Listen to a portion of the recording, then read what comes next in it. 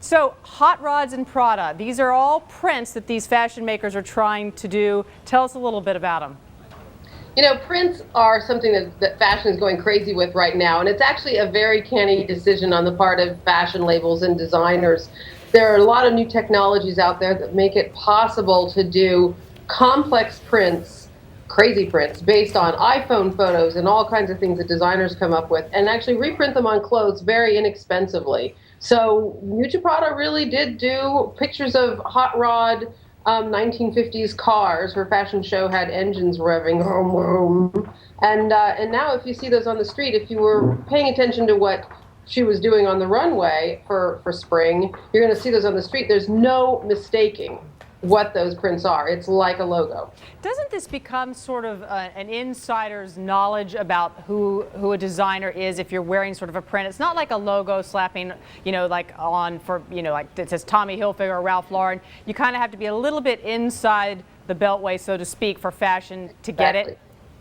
I call it a secret handshake, and that's exactly what it is. And of course, you want to have that kind of, there's sort of a mystique to it, right? Only people who are in the know, who are in the club, recognize the pattern, and that sort of builds the image of luxury and helps build the price structure too. So it's, as I said, it's a super savvy decision upon the part of these designers. And it's been very successful for some in the past. I mean, obviously, speaking of Missoni, I mean, they are known for the prints.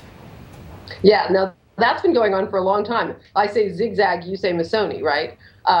The zigzags of Missoni, of course, have been pretty much the same year in and year out for decades. They changed the colors. They have added other parts of the collections now, so they do more than the zigzag print. But that zigzag print is like it's like the LV, or the Kissing Seas logos that well-known luxury brands use. You see that across the street, and you know it's Missoni. And Chris, is this part of a larger sea change, do you think, in fashion, where we're going to be shying away from logos in general, and we want to have it be a little bit more of a wink and a nod?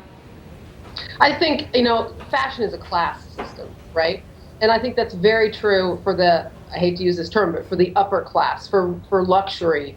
We're going to see logo handbags being carried around on the streets for a long, long time. Of course, a lot of them are knocked off, and that's the problem for fashion brands. Right. So the important thing is going to be fashion brands to come up with things that are constantly changing. A print doesn't stay the same year after year. That's one season, one print. Your fans know it. Nobody else recognizes it. And next season you come up with something else.